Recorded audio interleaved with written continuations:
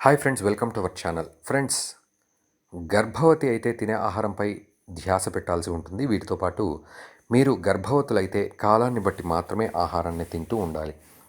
మీరనే కాదు, మీ ఇంట్లో ఎవరైనా గర్భవతులు ఉంటే వారి గురించి పట్టించుకోవాలి మీరు. చాలామందికి గర్భం ధరించినప్పటి నుండి డెలివరీ అయ్యేంత వరకు అనేక సమస్యలు ఎదుర్కోవాల్సి వస్తుంది.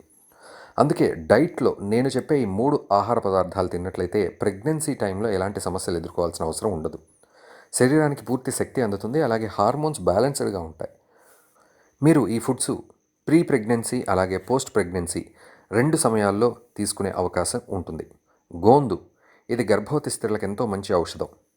గోందు లడ్డూలను ప్రెగ్నెన్సీ ముందు అలాగే ప్రెగ్నెన్సీ తర్వాత 2 సందర్భాల్లో తినొచ్చు.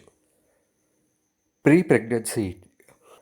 ప్రెగ్నెన్సీ టైంలో మీరు మీ కడుపులోని బిడ్డ హెల్తీగా ఉండడం కోసం రోజు ఒక గోందు లడ్డు తినొచ్చు.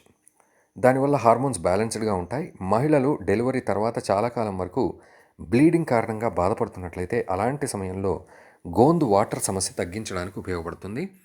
మీరు ఇన్ఫెర్టిలిటీ సమస్యతో బాధపడుతున్నట్లయితే దాన్ని తగ్గించుకోవడానికి మెంతుల వాటర్ మంచి ఔషధం.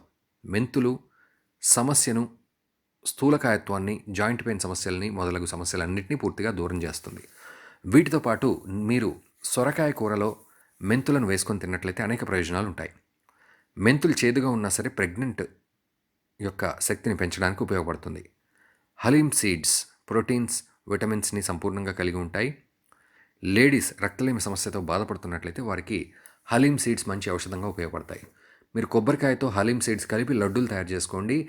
ఇంత మాత్రమే కాదు, మీరు కీర్లో కూడా హలీమ్ సీడ్స్ ఉపయోగించవచ్చు. ఈ సీడ్స్లో ఐరన్ సంపూర్ణంగా ఉంటుంది. ప్రెగ్నెన్సీ రావడానికి సహాయపడుతుంది. ఫ్రెండ్స్, ఈ ఇన్ఫర్మేషన్ మీకు నచ్చినట్లయితే మా ఛానల్ని సబ్స్క్రైబ్ చేయండి.